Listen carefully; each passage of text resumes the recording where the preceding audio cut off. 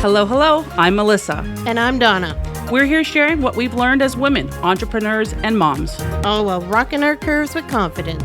It's a behind-the-scenes look at our lives and businesses. And a chance to tell our younger selves, go do the things that scare you. So let's talk about how we came up with Nucking Futz. Okay. You want to know? I want to know. Well, you suggested I do a real estate podcast, and I was like, no way. I was you totally should, like Cody Sanchez style, you should do real estate. Because there's so much about real estate that, you know, people are afraid to ask or unsure, like don't realize all the workings behind it. And yes, I still think that should be on your radar. I know. I think it's hard because having the experience from before and coming back this time, I have a very different outlook and approach to it. That lens, that perspective that we talked about. Which is great for the time it is, right? But I'm very, it's not a bad thing. I don't really fluff a lot of things with people. And I think people want to hear fluff right now. Straight shooter. Yeah. And I don't want to be like fluffing everything. No. It's like, if you don't want to listen to me for advice, or you called me in for a reason, right? Like you called me in, I'm telling you what I think. And then you're like, no, this is what I want to do. I just don't have the capacity to work. Well, because you can sit there, you can want a number, and you can sit there forever and ever and hold that house, right? I said to someone the other day when I sat with them, I said, I'm not here to market your house for 12 months. I'm here to sell your house. Exactly. If you have to be real, and you are very real. Well, thank you. And if you want me to market, we sat down with a spreadsheet and we did all the houses and we did all like the square footage and came up with an average per square foot, and it was bang on to the numbers that you were saying. So like I had.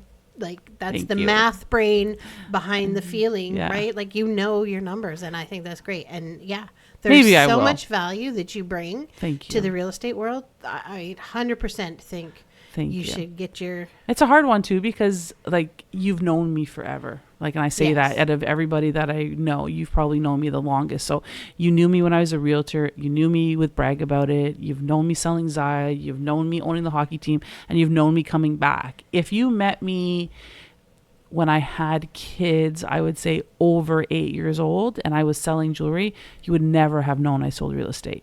So coming back this time, people were like, oh, why would you pick real estate as a career? Like I had never done it. And I was like, I was a realtor. That was my career. That's what I did for 8+ years. Like that was my life, maybe 11 years. And they're like, really? And I'm like, yeah, it's weird. Like it's weird. And when I tell people, well, I think people have a preconceived notion about realtors that, right. Like, and some of them are that preconceived notion, but not all of them are, right. And you are definitely a total honest character and so sweet. Hardworking, and call it like you see it, right? You're a no. Well, I remember working with Sean, and I remember showing Sean a house, and you had seen it, and then you were like, "Hey, Sean has to see it after." And I remember going through this house. I don't remember the name of the street, but I know the house backed onto Donovan Valley Parkway, the trail. Like Wyatt. Yeah, somewhere over there. And I remember Sean was working, and I remember showing him at night, and he said, Melissa, when we started in real estate, we had options. Like we could have chose to deal with anyone. He says, but we chose to deal with you. And I'll never forget it. These words like stuck with me. He goes, is because you're honest and you tell it like it is. There's no BS with you. And I was like, thank you. I'll never forget that. Yeah. There was vermiculite in the attic in that house. I remember that house. See, and that's the house. Like we saw it different times, and he said it, and I was like, wow, that's a nice compliment. So thank you. Yeah. But I would love to do one, but I think that maybe people don't want to hear it, but maybe they should hear it. So if you know me, then I'll tell you, but so maybe one day, not right now. It's still a lot, right? I think that, it's hard. It's hard to tell people what they don't want to hear. And when it comes to your home first, because it's a home for a lot of people, but for me, it's also an investment. But I do think it helps people going into the process knowing ahead of time, like, okay, like this is the reality, right? And it helps. I think it does. And I think Real housewives of the real estate world. Melissa. What? That'd be a great show. Because I'm housewives. I love housewives of everything. But I think being in real estate then and having to deal with markets then helps me today, because I see a lot of realtors out there today that don't understand true value. And a lot of them that I've come into contact with maybe got their license just prior to COVID, during COVID. During COVID, you didn't need to know value. Your house would sell itself and would sell itself for like thousands over asking. So you didn't go in with a condition. You went in over asking. You were one of 10, one of 15, one of 25.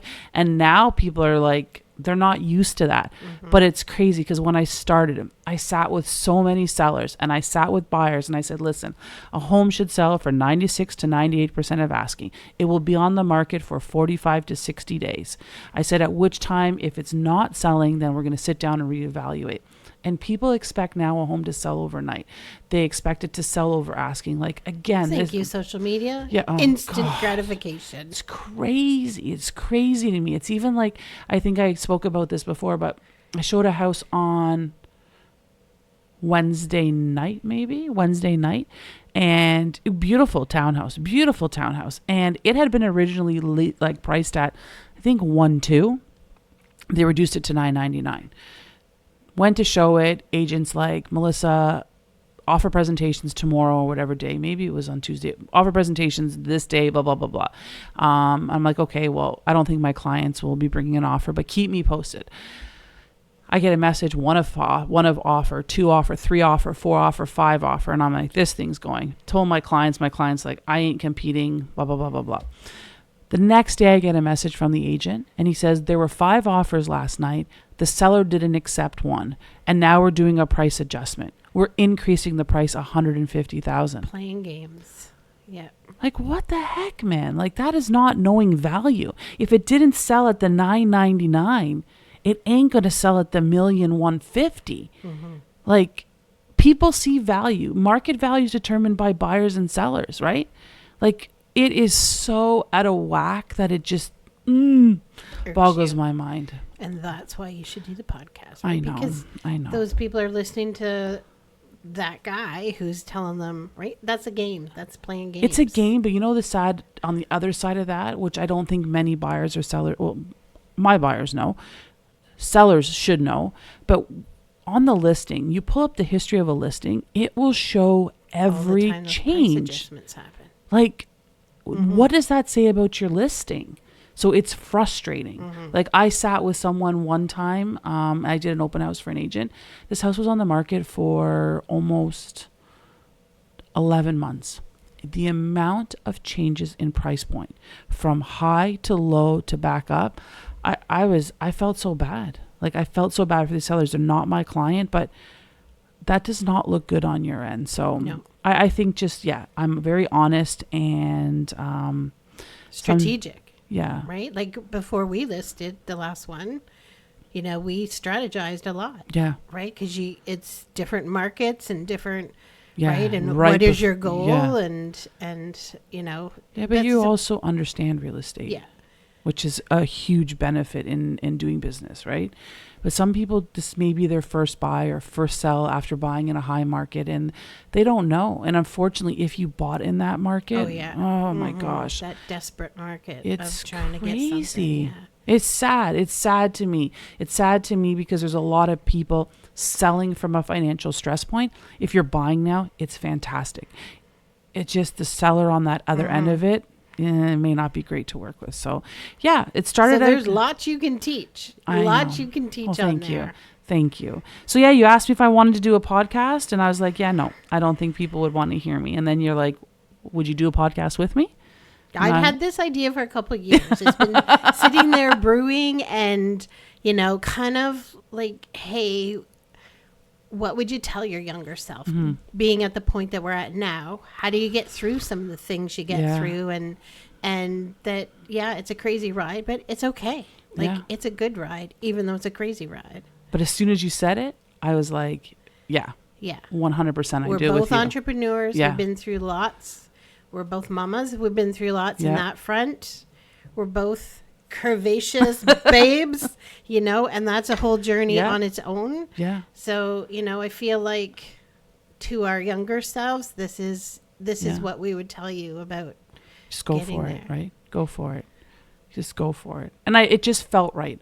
I know for me in business, I've always said it, it's a feeling for me. Not everyone has a feeling. Maybe you're more number driven than me, but for me, it's always been, does this feel right? I know. But to me, it's like, does it feel good? Yes. And yeah, it felt good. It's like when I started real estate, it felt good. When I started Brag About It, it felt good. When we made the decision to buy the hockey team, it felt right. Like and this idea, right? Like it's been sitting with me for a few years, and thank you. So it needed to find a friend, and it did find a friend. That's awesome. And then when we talked about the name, so originally I'd wanted Fight Club for women, or I still think it's a great name, and I still think it's a great avenue to expand on. And as entrepreneurs, like we'll have lunch and we'll have business meetings, and that's what you kind of feel like, right? You were fighting to get through. You're out there hustling and making it work, and it's a tough day some days. Some days it's really hard, right? And you're fighting to get there, right? So I like that idea, but then my Bailey said, what about Nucking Futz? Because you guys are a little Nucking Futz. You kind of got to be a little Nucking Futz. And I was like, oh, I like that, because I'd used that with Carter back when he was, I think, in grade 9 to do shirts, because I thought it was just a funny name right after. Yeah. And then you and I are sitting there, and I said, what about Nucking Futz? And you said... Yeah, I love it. My grandmother used to say some funny words like that. And my grandmother would always say, don't get so smucking fart. And I'm like, Grandma, why are you swearing? She goes, well, I'm just a little Nucking Futz. And I was like, as soon as you said it, it just was like, again, a feeling. Yeah, that's it. Perfect. Yeah. So I think it's a perfect podcast name for the both of us. Yeah. I think it describes us. We do stuff that people would maybe think are a little... Nucking Futz, but we do it and we have a good time. So we do. It helps to be a little Nucking Futz to get through the day. Some days a little more than others, but totally. I love that we have that name, and I love that it's ours, and I love that we can do this together. So super excited. Thank you for joining us today at the Nucking Futz podcast. If you like this podcast, please share by liking and subscribing. Feel free to leave any comments and reach us at hello@thenuckingfutz.com. Just a reminder, this podcast is for entertainment purposes only. If you are struggling, know that you are not alone. Please reach out for professional help. You can join our newsletter at thenuckingfutz.com to follow our journey. Looking for Donna at work? You can find her great leggings and leisure wear as well at She's Got Legs. Looking for me, Melissa Hall? You can reach me at Brag About It Jewelry, or I am Melissa Hall for real estate.